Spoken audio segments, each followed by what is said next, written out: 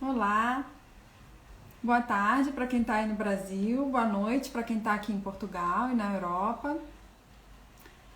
Hoje a gente vai ter uma live aqui com a nossa autora Regina Moraes. Boa tarde para quem está aí no Brasil, boa noite para quem está aqui em Portugal e na Europa.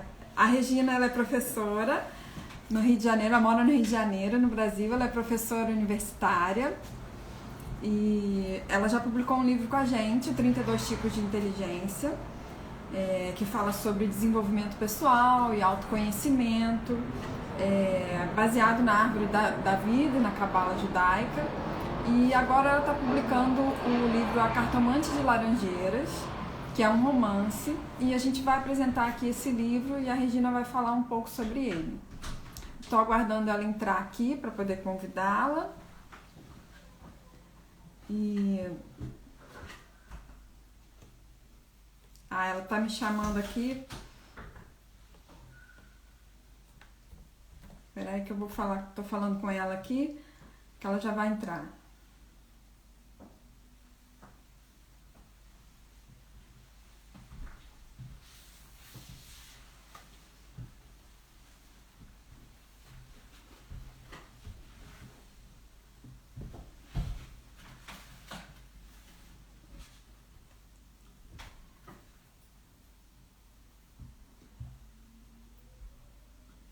Acho que ela tá com problema para entrar.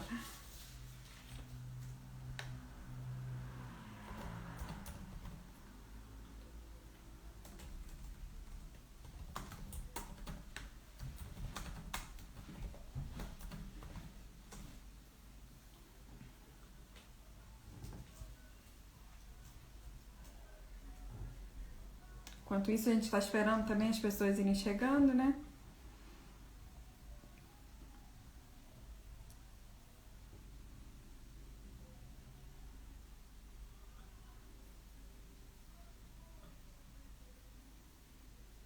A Regina entrou.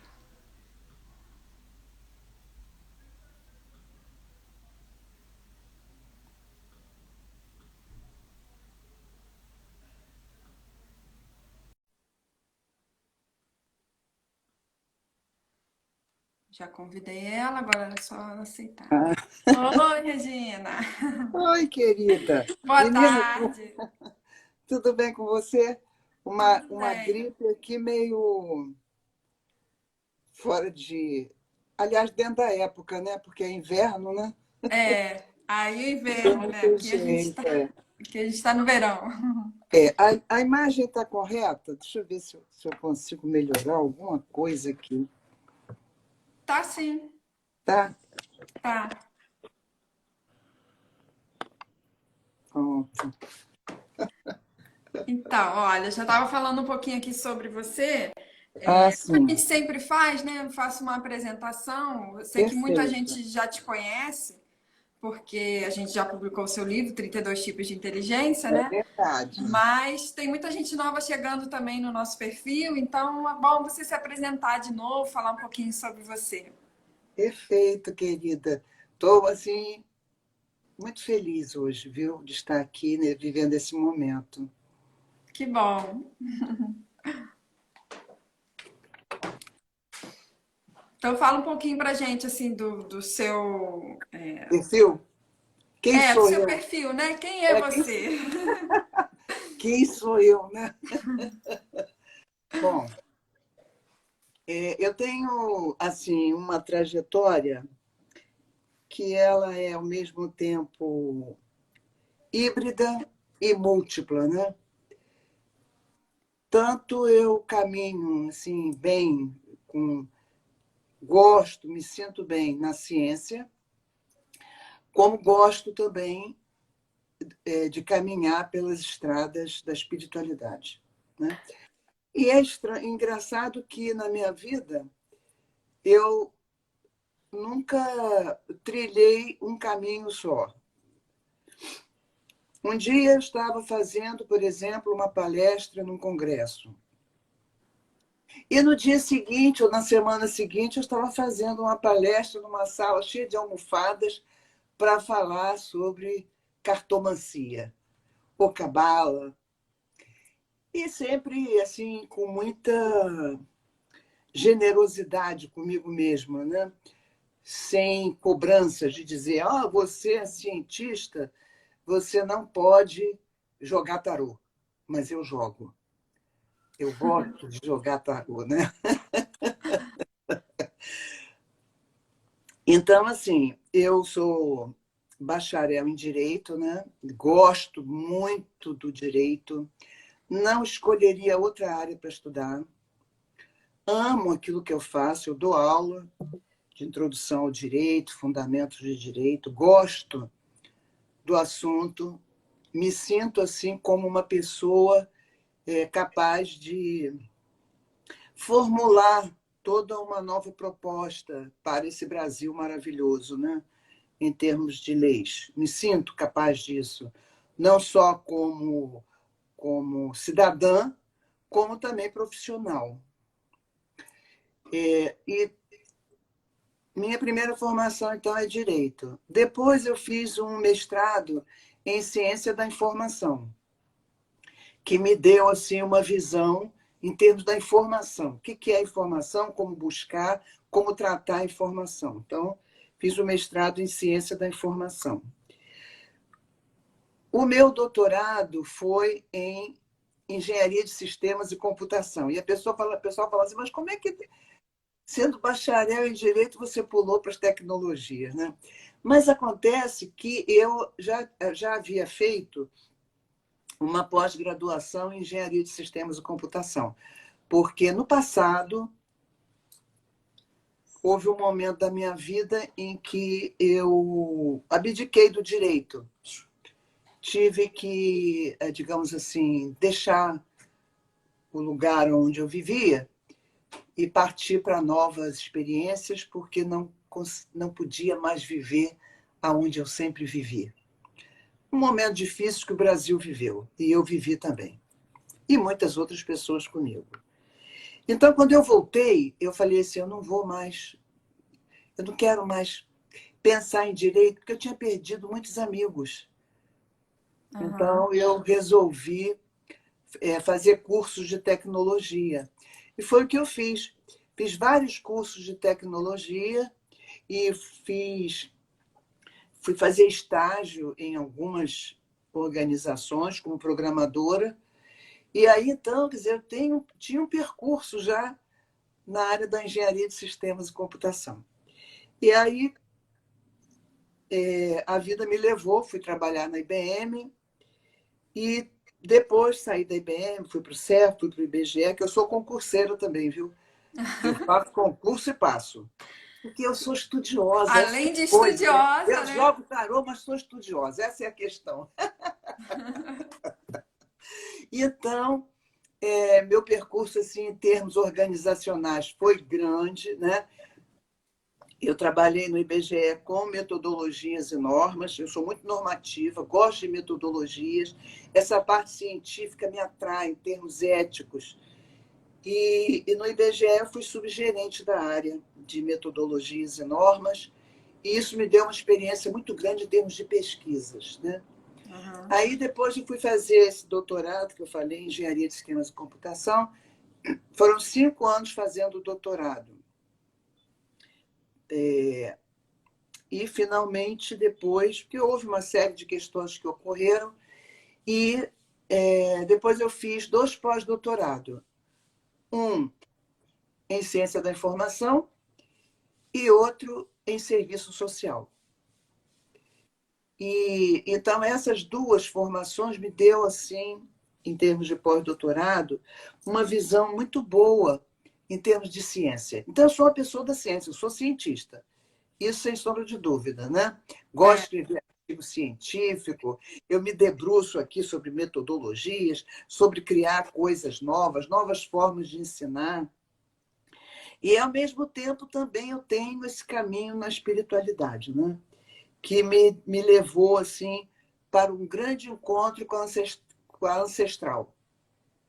Eu sempre olhei a espiritualidade, eu nunca me preocupei em termos lógicos de entender assim o que é espiritualidade, porque eu estaria no plano lógico e a linguagem espiritual é outra. Como eu não tenho esse trato, eu não tenho o trato da linguagem espiritual, né? Ninguém tem. A pessoa que disser, ó, eu falo a língua dos anjos, eu vou acreditar, porque eu acredito no ser humano. Mas, de uma certa forma, eu percebo que eu não falo a língua dos anjos. Eu falo a língua do ser humano. E eu quero entender o ser humano, e aquele ser humano que está na minha frente é o ser humano que eu respeito, que eu admiro. Então, esse livro especificamente, A Cartomante de Laranjeiras, ele surgiu nesse momento assim de dar luz a determinados arquétipos da ancestralidade, né? Porque a ancestral, ela comunga muito conosco. Você imagina, você nasce, eu nasço, várias pessoas. Existem sociedades que já morreram. Muitas e muitas e muitas. Será que todas elas se realizaram? Quando você nasce, você traz uma parte dessa busca, né? De alguma forma no seu DNA. Isso não sou eu que estou falando, é a biologia, são os médicos mesmo, né, que estudam. Por exemplo, o hipocampo é a sede das memórias atuais e mais antigas. Uma pessoa que sofre um revés ali no hipocampo, ela vai perder as memórias próximas. Ela vai lembrar só do passado. Então, tem estudos sobre isso, né? Também é a sede da fome. É estranho, mas é a sede da fome também. Então, experimentos feitos no hipocampo por médicos já se percebeu que se a pessoa faz alguma intervenção no hipocampo e acordada, porque quando a pessoa opera o cérebro, ela não pode tomar nenhum tipo de anestesia. Ela precisa se comunicar com os médicos. E o cérebro, pelo que eu li, não dói.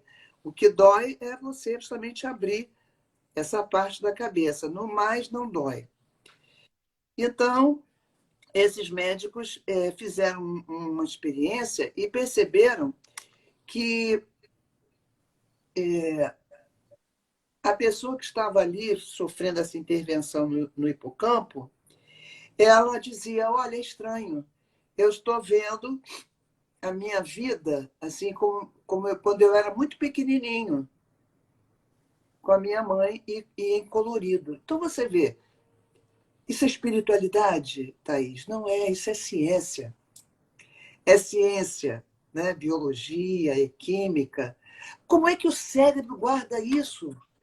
As pessoas não percebem que a espiritualidade e a ciência estão juntas há muito tempo. Uhum. É preciso reconciliar os deuses, porque para nós, porque os deuses devem estar reconciliados há muito tempo, né? Então, essa visão cognitiva de que o hipocampo tem essa capacidade toda, os médicos assistiam um programa e um deles falou assim, olha, os remédios de Alzheimer nós podemos começar por aqui. É claro, o hipocampo pode dar grandes informações sobre né, sobre esses remédios, essas vacinas. Agora você imagina, eu sou leiga, não pude acompanhar, porque eu não sou médica, eu não consigo chegar a essa literatura. Mas certamente eles têm mais investigações. Se você continua aprofundando essa intervenção no hipocampo, até onde você vai? Não sei. Ou seja, a ciência ela tem um conhecimento e a espiritualidade tem outro. E as pessoas dizem assim, uma coisa é uma coisa, outra coisa é outra coisa. Não é. É tudo. E você gosta de estar justamente nesse meio, né? Eu gosto de estar aqui. Eu gosto dessa, entendeu? De ficar aqui pesquisando. Aliás, tem uma frase que diz assim: é, devemos ser como pescadores nas areias da praia, pescando conchinhas. que o mar joga na areia, enquanto a imensidão do oceano permanece insondável diante de nós. Então, tudo isso que a gente percebe é tudo conchinha. E o mar permanece insondável, né, diante de nós. Então, quando eu comecei a escrever A Cartomante de Laranjeiras, o primeiro personagem foi o Antonino. De eu acordei, o Antonino estava ali, ele queria nascer, ele queria vir à luz, porque os arquétipos, eles precisam de luz, né? Porque senão eles incomodam, eles ficam incomodando, né? Antes, Ali. deixa eu te perguntar uma coisa. O 32 Tipos também é um livro que tem esse lado místico, né? Que fala sobre espiritualidade, tá? Mas ele é mais reflexivo, né? É, Já mais reflexivo. a Cartomante é um romance, né? É um romance. É o seu segundo. Eu sei que você já escreveu vários outros livros no É, Brasil, mas, né? mas Mas é o primeiro romance. é o primeiro romance, É o né? Isso que eu ia primeiro perguntar. romance. Esse é o É primeiro o primeiro romance, romance. né? É. E assim, o que eu quis mostrar com A Cartomante de Laranjeiras? É como se ele fosse uma representação, um símbolo. É um símbolo onde cada pessoa pode se ver ali, mas em outros contextos. Mas o que eu quero mostrar? A vida não é só o que você vê. Nada é por acaso. Tudo que acontece na sua vida tem um motivo, tem um significado. Descobrir esse significado é que talvez seja a grande mensagem da vida, né? De nós estarmos sempre refletindo, pensando, para descobrirmos qual é o nosso papel nos contextos. Mas tem uma coisa importante que tem a ver com ciência e com espiritualidade, que é, no Ocidente, nós aprendemos que o eu é fundamental, é o ego, né? Você tem que desenvolver o seu eu, você é mulher, você tem que lutar, você, você tem um eu, um ego. Mas isso porque nós somos radicados na física newtoniana. Mas quando você vai para a física das partículas, que é o que o Einstein escreveu sobre a questão da teia de elétrons, nêutrons e prótons, onde é que está o eu? Não tem eu. Tem uma teia ecológica imensa. Ele fez vários testes que deixou escrito, o Einstein, dizendo que, mesmo mutilado, o elétron responde. Ou seja, é uma teia onde o eu é coletivo, está na rede. Agora, isso não impede que você tenha autonomia, que você seja uma pessoa que se coloca dentro de uma visão de mundo, mas, ao mesmo tempo, de forma não contraditória, você se vê como parte de algo maior. O Bauman tem um trecho do livro dele que se chama A Sociedade Individualizada, que ele conta a experiência de Deus, de Caim com Deus. E ele diz que teve uma hora na Bíblia, né, que Deus pergunta a Caim assim: onde é que está Abel? E Caim responde muito chateado: sei lá, de Abel. Eu não tenho que saber de Abel. Eu não sou obrigado a saber onde está Abel. E aí ele pergunta a Deus: eu sou por acaso o guardião de meu irmão? Existe um filósofo, que é o Emmanuel Levinas, que diz que essa pergunta zangada de Caim fez começar toda a imoralidade no mundo. Porque ele diz o seguinte, que no momento em que você questiona essa dependência, como fez Caim, pedindo razões para que você se preocupe com o outro, Então, nesse momento, você está renunciando à sua responsabilidade moral. Ele diz o seguinte: a dependência e a ética estão juntas, e juntas elas caem.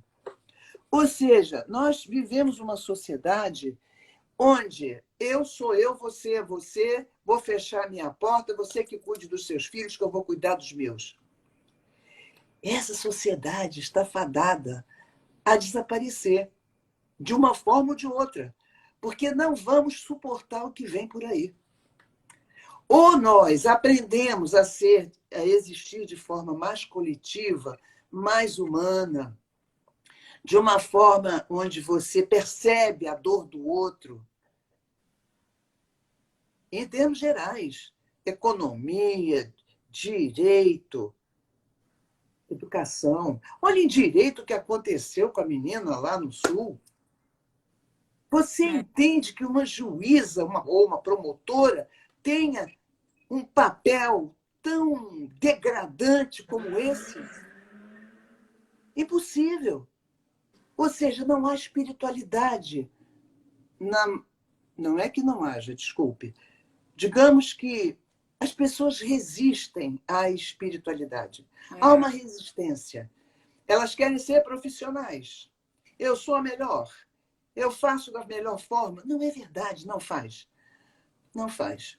Porque para fazer da melhor forma, tem que entender essa integração, essa coletividade, essa forma de enxergar o mundo.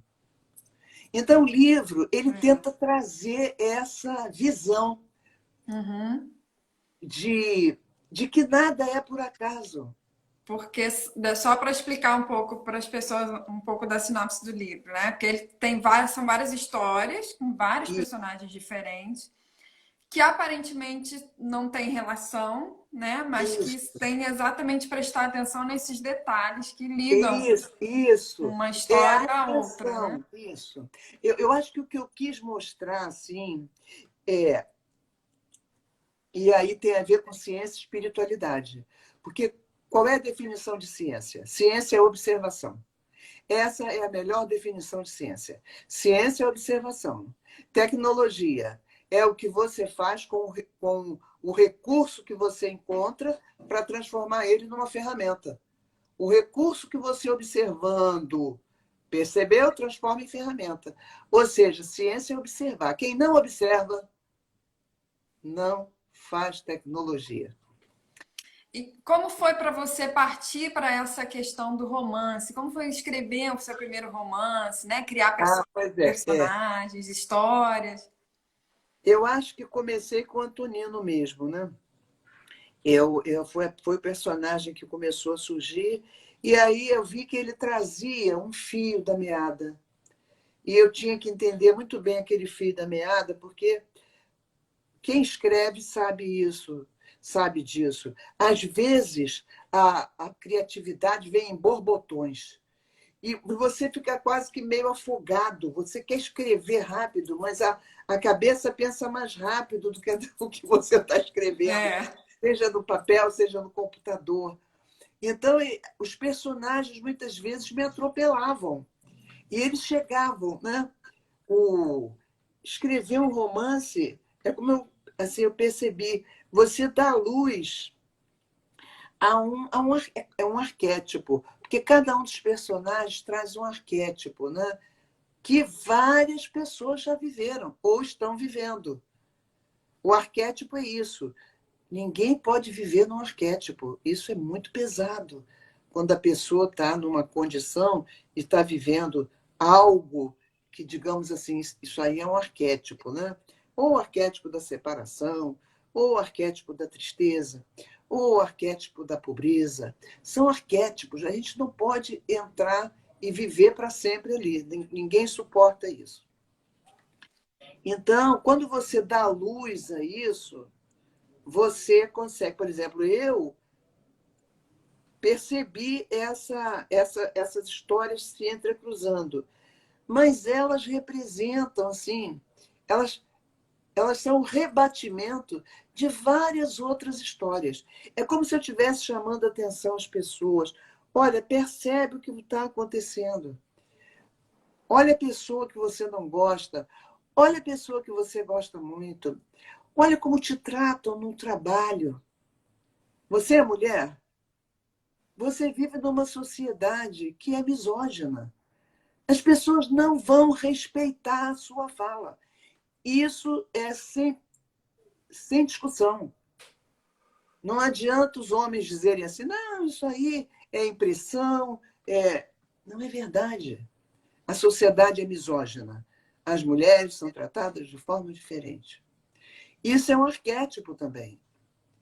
Como resolver isso? Aí vem uma questão importante em termos científicos. Não é uma questão identitária. O problema da mulher não é da mulher, é de toda a sociedade brasileira. O problema do negro não é identitário, é de toda a sociedade brasileira. O problema das nações indígenas que estão sendo exterminadas não é um problema das nações indígenas, é um problema da sociedade brasileira. Há das nações quilombolas também. Ou seja, muitas pessoas dizem, isso é uma questão identitária. Não é verdade. E aí a pessoa pode dizer assim, não, nós somos. O ser humano é identitário. Nem isso deveria ser. Olha a filosofia budista, que diz para você o quê? Não há um eu. Aí você vai para física quântica, física das partículas de Einstein, ele fala nessa teia de elétrons. Cadê o eu? Se dissolveu. Mas por educação, por uma forma de ver ocidentalizada, nós aprendemos que temos um ego. E ai de você se me contrapor, não vou aceitar. Entendeu? É isso, as pessoas vão para as reuniões já armadas. Uhum. Elas vão armadas. Se você falar qualquer coisa ali que não interesse, já entra num confronto. Faz parte da vida mesmo, né? Então, assim, o livro ele tem ele tem esse motivo, né, de chamar a atenção. Olha as pessoas que estão convivendo com você. Observa. Aí você pode me perguntar assim, qual é a diferença? Seu livro é espírita ou é um livro cabalista? Essa é uma pergunta que me fizeram. Eu vou dizer a você, eu fui criada, já tive a oportunidade de falar, tive três mães. Ninguém tem três mães, eu tive. Eu tive três mães, é mole? Três mães. Olha, minha família É uma privilegiada. é uma família de matriarcas. Minha avó teve 8 filhas. Filhas. Ah, eu tenho uma tia que teve 10 filhas. Filhas. Não, ela teve 7 filhas e 3 filhos. Mais ou menos por aí. É muita mulher. A minha Uhum. família só tem mulher. Entendeu? Então você já viu que o negócio, aonde eu fui criada, né? E assim, as minhas mãezinhas, elas eram espíritas, então jamais posso renegar a minha origem, né? E foi dali também que eu aprendi cabala, a árvore da vida da cabala. Foi pela primeira vez, eu devia ter uns 11 anos, quando eu vi nos escritos delas, né? Isso já falei também uma vez. Então, assim, elas são. Aí o romance ele é cabalista. Por que é cabalista? Porque na cabala você percebe essa, essa questão da ancestralidade, pelo menos é como eu vejo, porque a cabala é como você vê. Você pode perceber a cabala de diversas formas. Não existe uma forma única. Olha, você vai fazer o curso de cabala. Se você não for aprovado, vai levar zero, não pode estudar cabala. Que isso? Não existe isso, né? Ninguém aprisiona nada. O conhecimento não está aprisionado, ele tem asas. Então, a forma como eu vejo a cabala, ela tem essa questão da ancestralidade também, né? Você tem que respeitar os mortos, porque eles são a tua essência, aquilo que você traz de mais nobre, ou de mais triste, mais terrível, é essa dualidade. Mas agora, a diferença entre Cabala e o Espiritismo é o seguinte, é que o Espiritismo ele considera que aquilo que está sendo cobrado, por exemplo, contra um mendigo na rua, então, certamente, ele pode estar devendo modelos ali de comportamento, e talvez por isso ele esteja ali. Então, uma coisa individualizada. A Cabala, não. A Cabala, quando olha o mendigo, diz assim, talvez ele esteja pagando por mim alguma coisa que eu fiz num passado remoto. Por isso, a Cabala tem um tom político. A Cabala, ela tem essa visão política, ou seja, todos nós devemos cuidar uns dos outros, porque não sabemos o porquê das coisas. Está ligado também ao inconsciente coletivo que você Isso, fala, né? inconsciente coletivo, exatamente. Que parte do inconsciente coletivo está ali representada? Talvez, e com certeza, eu deva cuidar daquela pessoa. Mas muitas vezes a gente não tem essa percepção, né, desse eu mais integral. É difícil mesmo, né, você visualizar essa integralidade. Tem um autor também da área da ciência, que é o Habermas. Ele é da comunicação. E ele escreveu esse livro sobre a razão destranscendentalizada. Ou seja, aí eu já faço a minha leitura na educação. Ou seja, a educação deveria ser eminentemente comunicação, no sentido de destranscendentalizar, aliás, transcendentalizar, que é justamente abstrair. Como é que você vai entender uma nação, o que aconteceu na Amazônia agora? Você tem que transcendentalizar, trazer para fora Bruno Pereira e Dom Philip. E entender o que aconteceu. Quem são essas pessoas? Isso se chama abstrair, isolar. Quem são, o que fizeram, o que faziam. Depois que você abstrair, você contextualiza, devolve à floresta aquelas duas pessoas. Aí você vai entender um mecanismo de contextualização. Ou seja, mas isso tudo a partir de um agir comunicativo, para que essa razão destranscendentalizada possa surgir. Porque a razão destranscendentalizada é a razão que vai agir no local. Mas para você entender o que está acontecendo na pobreza, nas populações LGBTQIA+, nas populações quilombolas, como é que você vai entender isso, os problemas que a educação enfrenta? Vai ter que transcendentalizar, traz para fora.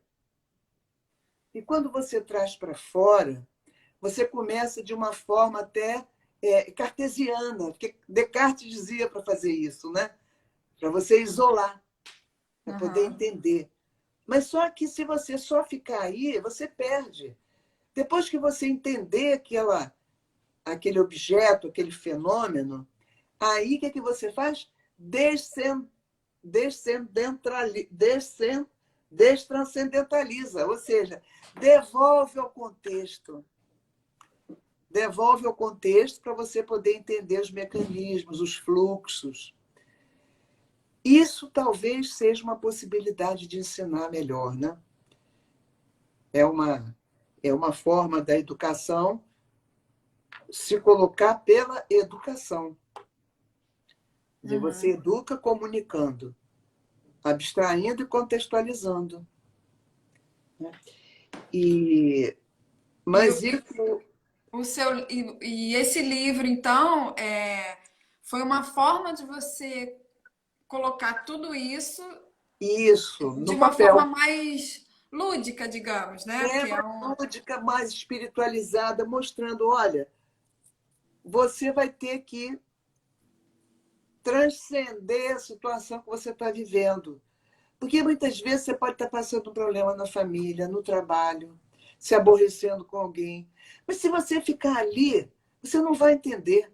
Você tem que sair, isolar, perceber e se entender e entender aquilo que você está passando, para depois você voltar ao contexto e poder encontrar soluções inteligentes, construtivas. O livro trabalha sobre isso. Porque você vai ver que ele mostra as situações, os personagens vão chegando e as pessoas vão interagindo. E as pessoas ali, no romance, elas desconhecem. Elas não se dão conta, né, Não se dão conta do das que aquilo que trajetórias. aconteceu com elas afetou a outras, né? Outras pessoas não se dão conta. Só que a vida, isso que é a questão, a vida volta e cobra. A vida volta e cobra. E ela cobra, às vezes, de uma maneira diferente, né? O ser humano, às vezes, é muito cruel. Deus é mais suave. Eu já vi a cobrança de Deus muitas vezes e eu vejo que ele é afetivo, é suave. Aonde eu queria que ele fosse cruel, não é não. Ele me mostra ali, mas o que é isso? Então eu percebo que há essa afetividade na espiritualidade, né? Deus é afetivo, é amoroso, e nós muitas vezes não percebemos. E o livro tem isso. Nenhum dos personagens conhece a história toda. É. Eles vão se conhecendo, as coisas vão acontecendo, eles vão se cruzando, os eventos vão se sucedendo e eles não sabem, porque no livro ele rebate o que acontece à nossa volta. Você, para poder ter essa visão mais profunda das relações e do porquê que a gente passa por certos momentos, talvez a gente tenha que fazer algum tipo de reflexão, né? Para poder entender o porquê daquela experiência tão difícil às vezes, né? O romance está com essa dentro desse cenário, né? Desse diapasão. Eu queria muito que as pessoas percebessem essa dinâmica da vida. Eu vou contar 2 fatos da Cartomante de Laranjeiras, que é assim, com foco no tarô, né? Para mostrar. O tarô tem uma coisa bem interessante. Ele tanto pode ir para a adivinhação, como ele pode ir para o autoconhecimento. Eu gosto das 2 coisas. Se precisar, eu jogo adivinhando. Sou cartomante. E se precisar, também vou para o lado do autoconhecimento. A pessoa tem que se conhecer, né? Tem que ter coragem de enfrentar a vida. Não é porque eu tenho 2 pós-doutorado que eu não posso ser cartomante. Por que não? Então, eu tive 2 experiências muito importantes com o tarô. 2. Uma delas foi, assim, eu fiz um jogo, a minha filha ia viajar e ela queria saber se ia fazer uma boa viagem. Eu joguei e falei, não, melhor você não ir não, que vai dar problema. Aí joguei no dia seguinte também, mais 2 dias, aconselhava não ir. Falei, não vai não. No dia da viagem dela, por que eu falei para ela não ir? Porque todas as cartas que saíram durante 3 dias foram as mesmas, que dava queda e morte, queda e morte. Aí eu falei, melhor você não ir. E se for, vamos supor, porque às vezes você tem que ir. Falei, se você for, vai rezando. Porque a reza também ela tem um significado que ela transforma. A reza é transformadora. Ela muda camadas e camadas e camadas de vida. Ela dá um salto, o sarrafo vai lá para cima. Aquilo que você está vivendo fica para trás e você vai viver outra coisa. Pode acreditar. A reza tem esse significado. E aí, então, no dia que ela ia, eu falei para ela não ir, né? Ela disse, não, eu prefiro ouvir o conselho. Aí, tudo bem.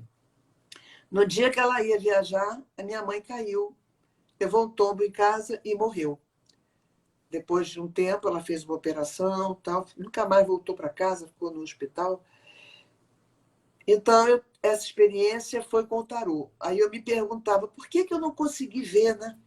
Eu que jogo tarô há tantos anos, eu jogo tarô desde os 15 anos. Por que eu não consegui ver que não era com a minha filha? Porque você não vê. É interessante. Não é que você adivinhe. Não há, naquele momento não havia adivinhação. Havia ali uma outra proposta, que nem era de autoconhecimento. É aquela outra linguagem que a gente ainda não tem o nome para ela. E aí minha mãe morreu. A segunda experiência foi, depois da morte dela, eu estava sentada na sala e eu aí resolvi jogar tarô. Eu jogo tarô sempre, para mim, para estudar e para jogar mesmo, né? Aí eu nunca coloco o tarô em ordem. O tarô vai ficando aleatório, de uma forma numérica aleatória. E aí eu embaralhei muito, durante muito tempo, e aí abri o tarô. Ele estava em ordem descendente, do 21 ao 0. 21, 20, 19, 18.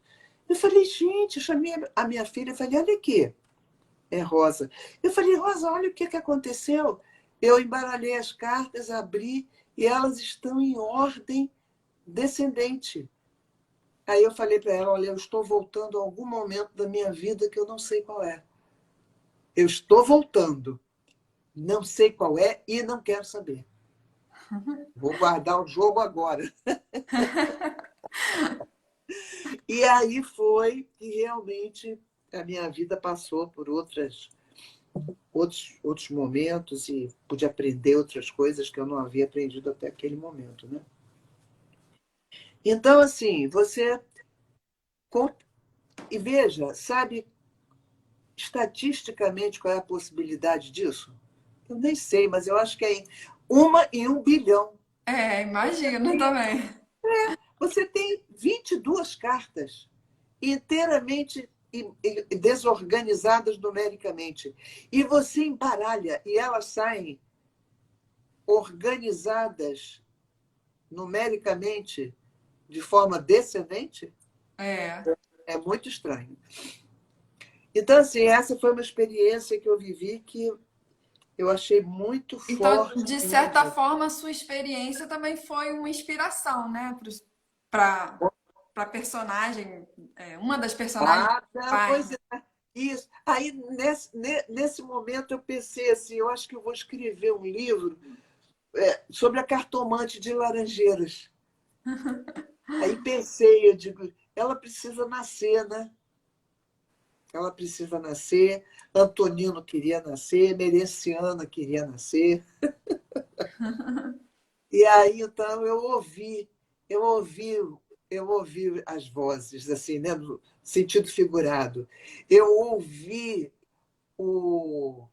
as mensagens, né? Falei, tá bom, vamos lá, vamos sentar, vamos escrever, porque escrever romance tem essa pegada, você tem que ouvir o que o personagem está falando. É como se ele fosse um personagem seu também, né? Com É, outro nome, mas alguns traços ali são seus. São traços, né? De uma é. personalidade que você está trazendo. Então, para mim, foi assim, muito interessante. Escrever 32 tipos de inteligência foi algo muito forte para mim também, porque eu pude olhar todo o corpo emocional, espiritual assim como a gente tem o fígado, o estômago, você tem 32 órgãos espirituais que precisam de atenção. Eles estão ali, estão em crescimento, porque o ser humano está em crescimento. Então, essas 32 inteligências, elas fazem parte da nossa trajetória, do nosso crescimento humano, né? Então, para mim, foi muito gratificante. Eu agradeci muito a Deus ter me possibilitado escrever os 32 tipos de inteligência. E, recentemente, eu descobri a minha origem judaica. Eu me separei do meu pai. Durante 40 anos, eu perdi meu pai. Ele brigou com a minha mãe e foi embora. E ficamos 40 anos, mais de 40 anos, sem vê-lo. E quando eu reencontrei, ele falou para mim que a família dele, em Portugal, o avô dele era judeu e a família, né? Mas depois ele morreu, eu fiquei 5 anos ali com ele. Mas agora eu estou fazendo um retorno ao passado, pelo lado paterno. E pelo lado materno também, é engraçado, né? Mas pelo lado paterno, eu fui descobrir minha origem judaica, meu nome. Só que agora eu não vou mudar o nome, né? Vou ter que mexer em tanta documentação, fica só para mim, não tem importância. Aí eu vou entender por que, a partir dos 15 anos a cabala entrou no meu coração e não saiu mais. Não adianta dizer para mim, não pode estudar cabala com 15 anos. Eu estudei e comecei a estudar. Foi a minha trajetória. Uhum. Já tinha Entendeu? uma ligação ali que você nem sabia por quê, né? Claro, com certeza. Então, eu amo os portugueses. Eles me deram a vida. Eles me deram a minha essência. E está saindo agora o meu cartão de cidadã. Olha que Muito maravilha! chique, tá legal? Nacionalidade portuguesa. Está chegando, né? Acho que menos de um mês já vou ter o cartão. Parabéns! E assim, é muita alegria. Obrigada. E assim, então eu amo Portugal. Eu amo Portugal e assim, e muita, mesmo não conhecendo, não pude fazer parte dessa história, né? Mas, mas eles faziam parte da minha. É interessante. Olhando a minha vida, eu percebo que eles fizeram parte da minha vida, embora eu não tivesse feito parte da vida deles, né? E da minha mãe também há um retorno ao passado, porque eu, de uma certa forma, também me afastei muito da minha família materna. E é interessante que eu tive um sonho assim que foi bem interessante. Depois que eu reencontrei parte da família, né, eu sonhei que eu estava dentro de um ônibus e eu queria saltar onde era a minha casa, quando eu era criança, que eu convivia com a família. Aí eu falei para o motorista assim, eu quero saltar aqui. Ele falou, aqui não tem mais ponto não, senhora. Eu falei, não tem mais ponto? Ué? Aí ele falou, não, senhora. Aí ele foi, o ônibus foi seguindo, seguindo. Eu falei, moço, onde é que o senhor vai me deixar? Aí ele foi e falou assim, já, já, eu vou parar. Aí ele parou no lugar, eu falei, moço, não vou nem saber voltar daqui. Ele falou assim, vai saber voltar sim. É só descer e voltar. Aí eu falei, gente, olha só. Ou seja, é um percurso, é um retorno a essa ancestralidade, né? E tem tudo a ver com esse momento que eu estou vivendo da cartomante. Porque eu acho que, para mim, espiritualidade e vida e ciência, elas estão tão coladas, né? Elas estão juntas, como se fosse a moeda de Janos, né? Você olha de um lado é a espiritualidade, olha do outro é a vida. É isso então, mesmo. Né? Eu queria muito que as pessoas pudessem ter essa oportunidade de ler A Cartomante de Laranjeiras e ler os 32 tipos de inteligência. Porque cada inteligência tem uma informação se a pessoa está passando por algum problema. E Sempre vai ter autor. é como se fosse 32 tipos a teoria, né? Que ele traz ali Isso, é a o teoria que conhecimento. envolve. Isso, E deixa eu só colocar meu celular para carregar aqui, peraí. é isso mesmo. E a cartomante é mais A a materialidade. prática, né? Na É a vida, prática, como é se a mostra. materialidade. É isso mesmo que você definiu muito bem. E os 32 tipos são a teoria. Olha aqueles personagens a partir daquelas teorias. Aham. Então, Ó, já assim, tem gente falando aqui no chat sim. que quer comprar o livro. Eu vou aproveitar É. para falar que está disponível no nosso site, www.sagaraneditora.com. Temos ele impresso em e-book. E para quem está no Brasil, também temos ele. Quando entrar no nosso site, já aparecem os preços em reais também. Quem está Que aqui já bom. aparecem os preços em euros. Então a gente tem ele disponível no site, né? E também nas lojas americanas, Submarino, Olha que beleza. na Amazon, todos esses lugares. Então, Thaís, eu amo você, sabia? Eu amo você, é uma obrigada. pessoa maravilhosa.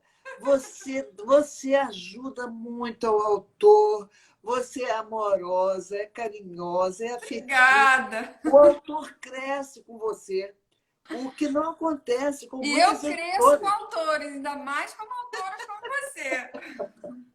Ah, que maravilha, né? É um momento É. muito feliz para mim, viu, Thaís? O Pode ter quanto eu certeza. aprendo com esses livros, né? Ah, que bacana, muito bom mesmo. E assim, eu acho que eu só tenho que te agradecer. Viver esse momento, para mim, é muito edificante, muito, porque é um momento de realização. Eu acho que, para mim, tudo está conectado. Esse retorno ao passado, essa ancestralidade, a publicação da Cartomante de Laranjeiras, os 32 tipos de inteligência. Eu acho que tudo está no mesmo cenário, né? Uhum. E você E, propiciando, né? e no Essa momento possibilidade. certo, né? No momento certo, eu acho que foi a hora exata. Eu só É. tenho que te agradecer, Thaís. Eu Muito também, obrigada Regina, só tenho a mesmo. agradecer por você. Quero agradecer, aproveitar também para agradecer todo mundo que estava aqui assistindo a gente, né? E quem vai entrar depois, que essa live vai ficar gravada no nosso perfil, então quem não pôde assistir ao vivo poderá assistir depois. E Maravilha. um beijão para você, muito obrigada. Beijo, querida. Muito obrigada, viu? Muito... E até a próxima, né? Dá tempo Deixa eu de eu. mostrar o livro aqui, né? Vamos Ah, mostrar o livro. cadê? Pois é. Ah, lindo! Olha só como é que ele ficou bonito, né? Ficou É, lindo, Thaís. Você foi realmente primorosa no por design. dentro também ele tá lindo, olha só. A gente fez umas entradas aqui bem legais nos capítulos. Olha só que lindo, muito lindo. Estou doido para receber. Vou receber Já semana que já você vem. vai receber os seus aí, Obrigada, viu, minha tá querida? bom? Grande beijo para você, Beijo. para todos que estiveram aqui. E assim, vamos em frente. Vamos, Isso, vamos, vamos deixando a vida falar, porque a vida é o maior oráculo que a gente isso tem à aí. disposição, né? Ó, beijo, meu amor. Beijo. Tchau, Tchau.